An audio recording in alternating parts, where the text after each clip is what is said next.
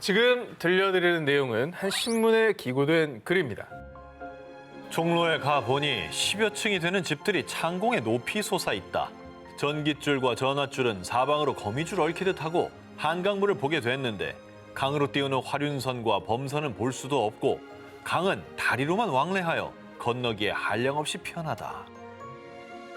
종로랑 이제 한강에 대한 묘사인 것 같은데 7, 80년대 뭐 그때 뭐 신문 기사 이런 거 아니에요? 말투는 완전 옛날 말투인데? 네. 자, 사실 이 글은 제국신문에 실린 칼럼으로요. 정말 놀랍게도 한 선비가 무려 120여 년 전인 1899년 2월에 기고한 글입니다. 예언가예요?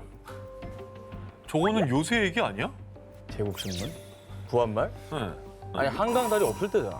없었지. 뭐 한참 전이죠. 예, 배로 왕래하던 시기입니다. 다리가 없을 때는 예. 뭐예요? 그냥 SF 같은 거예요?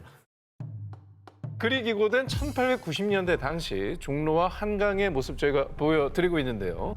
자, 보시다시피 10층 건물은커녕 낮은 기와 건물만이 있던 시절이고요. 최초의 한강다리 한강철교가 준공되기 전 오로지 배로 강을 건너던 시기에 다리로 왕래하는 오늘날의 모습을 묘사한 겁니다. 좀 더 내용을 살펴보시죠. 서대문 밖을 나가니 정거장이 있는데 한 번 타면 반도국에 못 가는 곳이 없는 철로에 올라 인천으로 향할 때 용산에 다다르니 좌우에 공장들이 헤아릴 수 없이 많은지라 전국 인민 교육으로 말하자면 100의 99는 다 글을 읽을 줄 아는 사람밖에 없으리라. 문맹률 낮은 것도 예측을 했고 용산 철도도 예측을 했고. 그러게요. 그러니까 요즘을 봐야지 할 수 있는 말 아니냐는 거죠. 누구야? 한국 최초의 철도였던 경인선은 이 글이 기고된 2월 이후인 1899년 9월 최초 운행을 시작했고요. 당시 문맹률이 90%가 넘던 시절에 99% 이상 글을 읽을 줄 아는 시대를 묘사. 그러니까 이 선비는 대한민국의 미래를 예언했던 겁니다. 야, 대단한데? 아니 이게 어떻게 신문에 실렸지? 글의 말미에는 죽기로 힘을 다해 오늘날 우리나라가 이렇게 문명 강국이 되었다. 문명. 라며 대한민국의 미래를 장담. 마치 K컬처로 문화 강국이 된 현재 한국마저도 내다본 듯 하지 않습니까? 문화 강국까지 예측한 거 좀 신기하다. 이게 약간 꿈에 부풀어서 막 쓰신 거 아니에요? 저거 30년 전에 우리가 봤어도 맞아요. 에이, 뭐 이랬겠지. 그래. 문명 강국이고 이런 게. 그는 어떻게 미래의 모습을 예측할 수가 있었을까요? 정말 놀랍게도 와. 잠을 자다가 꿈에서 본 모습을 남긴 글이라고 하는데요. 지금 시점에서 봤을 때 놀라운 정도로 일치되는 부분이 많습니다. 과학계 최대 미스터리한 소리. 세상에는 많은 소리가 있고 대부분 어디서 기인한 소리인지 알 수 있지만요. 한간엔 그 정체를 알 수 없는 미스터리한 소리가 있는데요. 1997년 5월 19일 과학자들은 그날의 소리를 아직도 잊지 못합니다. 직접 들어보시죠. 비행기 소리 아니야? 바람 소리 아니에요? 자, 이 소리는 미국 국립해양대기청이 적도 태평양 깊은 바닷속에서 포착한 소리입니다. 자, 소리의 주파수가 7분에 걸쳐서 서서히 감소하기 때문에 일명 슬로우 다운이라 불리고 있는데요. 처음에 슬로우 다운의 정체를 두고 다양한 추측이 제기됐습니다. 자, 첫 번째 가설. 해양 생물의 소리. 나도 제일 처음 고래 떠올렸거든. 일각에서는 태평양에 서식하는 대왕고래 소리가 아닐까 싶었지만 확인 결과 대왕고래와 슬로우 다운은 전혀 다른 주파수였습니다. 그리고 우리가 모르는 심해 생물 아닐까? 그런 존재는 아니라는 게 울산 출신이라 안 해. 서울에는 꼭 그러더라. 울산 사람들 고래 타고 다니냐고. 안 타고 다녀? 집집마다 고래가 한 대씩 있습니다. 아 그래? 뭐 생물의 소리가 아니라는 게 일단 기본적으로 과학자들의 이제 그거네. 화산. 화산. 그 저 밑에 해저에서 부글부글 마그마 끓고 있는 거지. 자, 두 번째 가설 화산의 진동. 봐봐. 자, 실제로 일본에 위치한 화산의 진동이 태평양에서 포착됐는데요. 두 소리를 그러면 여러분께 비교해서 들려드리겠습니다. 소리나 파동을 시각화한 스펙트로그램으로 비교해 보면 화산 폭발과 슬로우 다운이 전혀 다른 소리임을 알 수 있습니다. 자, 그래서 제기된 세 번째 가설, 빙산의 이동. 자, 일각에서는 슬로우다운이 남극 대륙의 빙산이 움직이는 소리로 추측하기도 했습니다. 하지만 지금까지 슬로우다운과 같은 유형의 신호는 들어본 적이 없습니다. 만약 빙산이라면 슬로우다운과 비슷한 소리가 또다시 포착돼야 하지 않을까요? 그렇지. 하지만 슬로우다운과 같은 유형의 신호는 딱 한 번! 유일무이 전무후무한 소리였던 겁니다. 결국 미 국립해양대기청은 공식 홈페이지에 슬로우다운의 스펙트로그램을 공개하며 소리의 출처는 알 수 없다라고 밝혔습니다. 신기한데? 알 수가 없다. 적도 태평양 깊은 곳에서 오직 단 한 번 포착된 정체불명의 소리. 대체 소리의 정체는 무엇이며 누가 그 소리를 낸 것일까요? 죽음으로 안내하는 모모. 지난 5월 29일 저녁 미국 하와이 카일루아 코나의 호노코 하우 항공에서 발생한 실제 사고 상황을 영상으로 보여드립니다. 뭐? 자 보세요. 차가 빠진 것 같은데?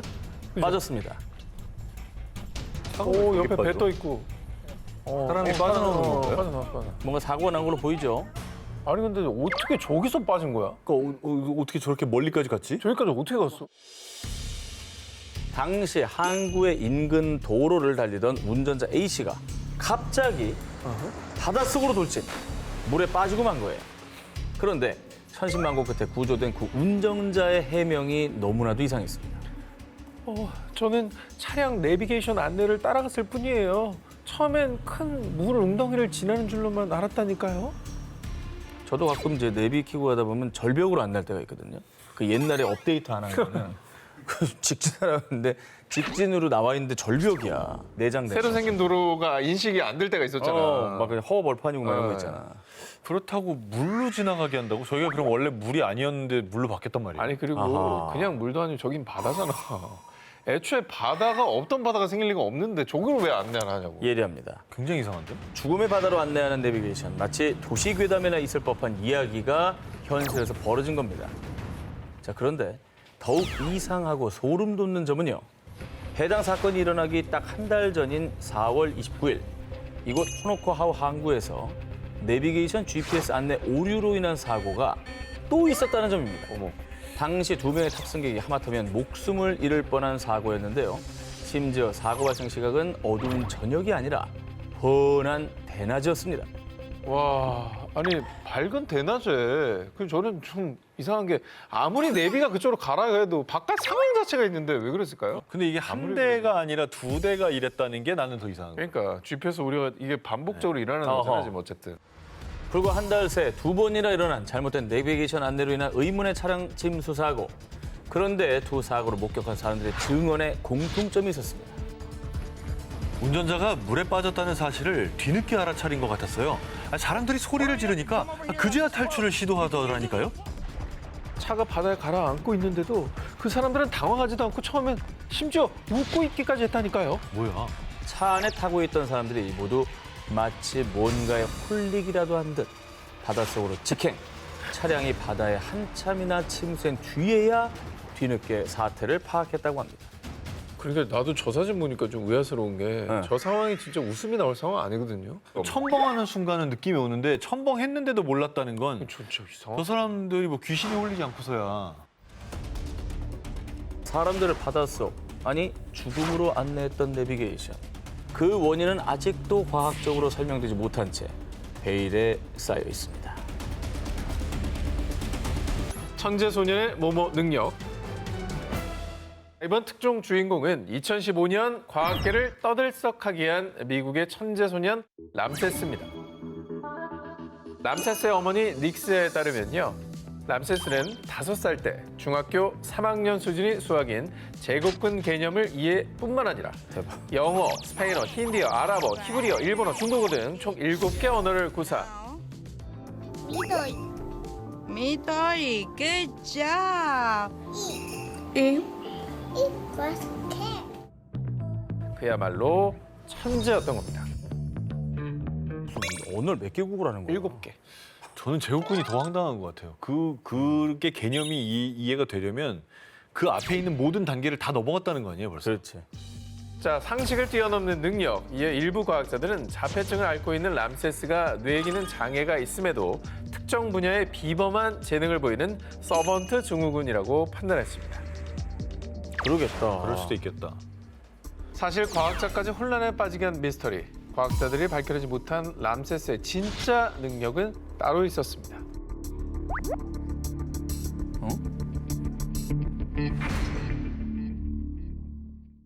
과학자들이 밝혀내지 못한 람세스의 진짜 능력은 따로 있었습니다.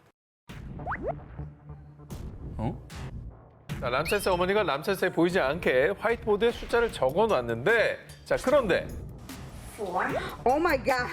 Yeah, amazing. Oh my god. 7. 보인다고? Oh my goodness. 이건 말이 안 되는 것 같은데? 말이 안 되기 때문에 과학자들을 혼란에 빠뜨린 겁니다. 자막에는 텔레파시라고 나와 있거든요. 예. 바로 그겁니다. 텔레파시 능력이 있다고? 과학적으로 증명되지 않은 능력, 텔레파시. 람세스의 그 미스테리한 능력을 유심히 지켜본 과학자가 있었습니다.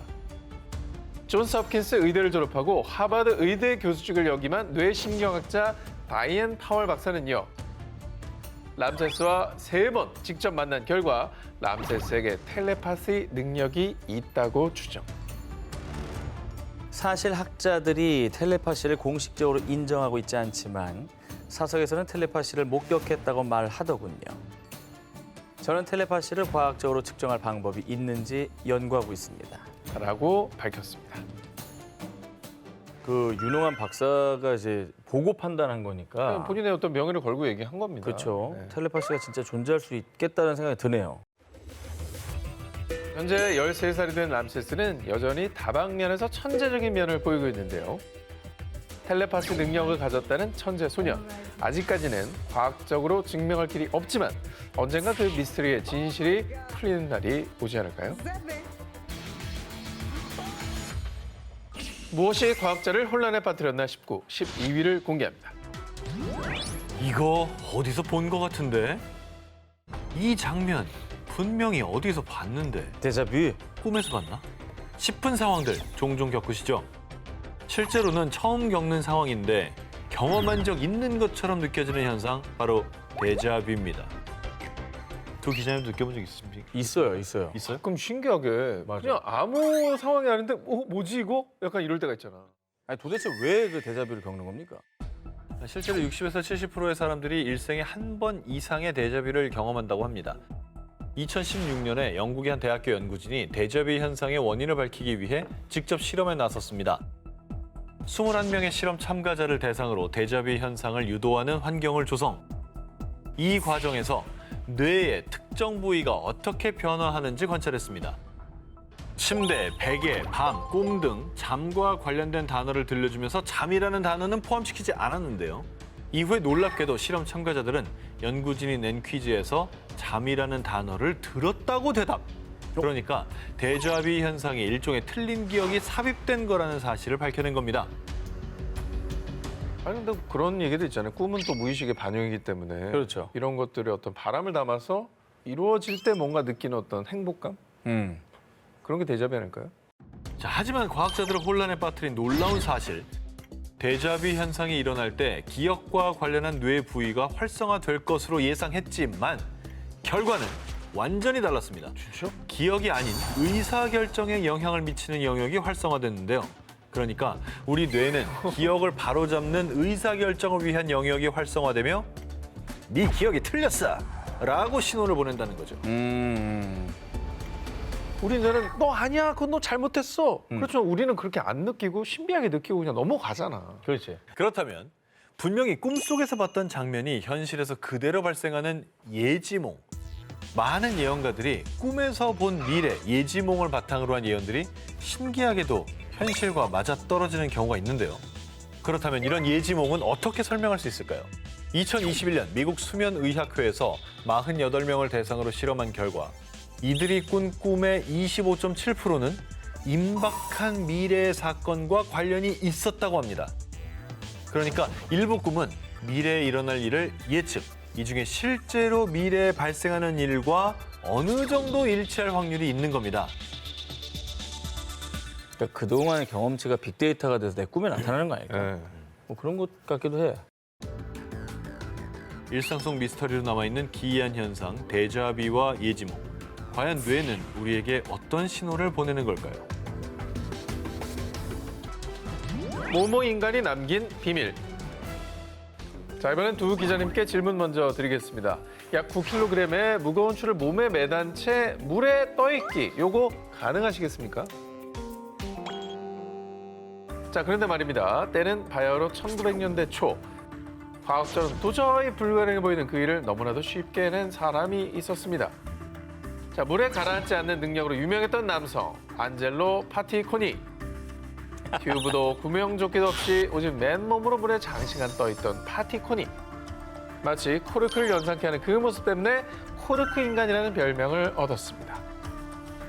자, 그럼 실제로 물 위에 뜬 채로 신문을 읽거나 숙면을 취하는 건 기본. 심지어는 무거운 금속 의자에 묶인 채로 강을 헤엄쳐 건너기까지. 물에 절대로 가라앉지 않은 기이한 능력으로 세간의 이목을 집중시켰습니다. 그럼 몸 안에 뭐 불의 옥잠이 있는 건가요? 거의 그 수준이죠. 기포가 있는 거예요. 당시 하버드대 연구원들까지 나서 실험을 진행해 봤는데요. 몸에 약 9kg의 무거운 추를 매달고 물에 들어간 파티코니. 그러나 그는 몸에 무거운 추를 매달고도 보란 듯이 무려 15시간이나 물에 동동 아주 파랗게 떠 있었고요. 그에게서 별다른 속임수의 흔적이나 특별한 점은 찾지 못했다고 합니다. 물에 가라앉지 않는 코르크 인간, 그 신비한 능력을 두고 일부 전문가들은요. 그는 장기 구조가 부동산과 달라서 물에 뜨는 게 분명해요. 하지만 이 이론을 뒷받침할 증거는 찾지 못했습니다. 사람들 의문이 끊이질 않자 파티코니가 입장을 발표. 제가 죽기 전에 제 능력에 대한 모든 것을 밝히겠습니다. 하지만 1931년 그가 급작스럽게 사망하면서 물에 가라앉지 않는 코르크 인간의 비밀은 영원히 물속으로 가라앉아 버렸습니다. 아, 뭘까? 뭔가 능력이 있긴 있었나 보네. 자기가 알았나 보다. 물에 가라앉지 않는 신비로운 능력을 가졌던 코르크 인간. 언젠가 그가 간직했던 비밀을 과학적으로 밝힐 수 있는 날이 올까요? 무엇이 과학자를 혼란에 빠뜨렸나 싶고 8일 공연. 모모 반려견의 신비한 능력.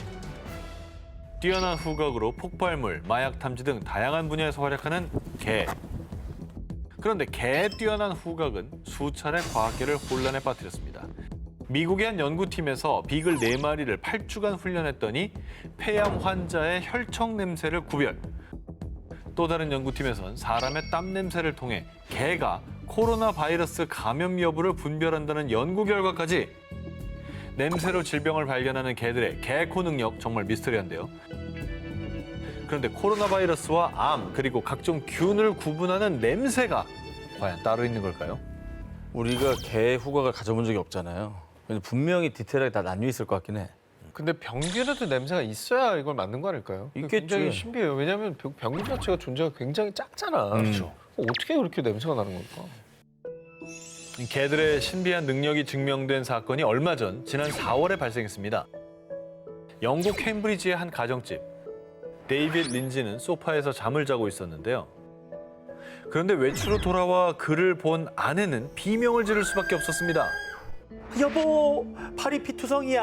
할리, 설마 이거 네가 한 짓이야? 린지가 잠든 사이 그의 7개월 된 반려견 할리가 린지의 발가락을 물어뜯은 겁니다. 당시 린지의 발에선 치료를 받아야 할 정도로 피가 나고 있었습니다. 어머머머머. 이렇게 물어뜯었어요. 주인 발을? 주인 발을. 보통은 주인을 보호하잖아, 강아지들은. 어. 그러니까 왜 발을 물어뜨는 건지, 그리고 왜 몰랐던 건지. 이건 미스터리가 너무 많아요. 뒤늦게 잠에서 깨 깜짝 놀란 린지는 급하게 인근 대학병원으로 향했는데요. 그런데 의사가 꺼낸 충격적인 말. 천만다행입니다. 조금만 더 늦었더라면 큰일 났을 겁니다. CT 검사 결과 린지의 다리 부분 2개의 동맥이 막히기 일보 직전. 어머머머머. 당뇨 합병증으로 발가락이 썩고 있었던 겁니다. 만약 그때 린지가 병원에 오지 않았더라면 다리를 절단해야 하는 위급 상황에 이를 뻔했습니다. 그런 상황이었기 때문에 무는데 모른 거예요. 아, 감각이. 떠고 들어가고 있었구나. 그러니까 이거를 세게 물어가지고 알리려고 했던 거야. 그렇죠.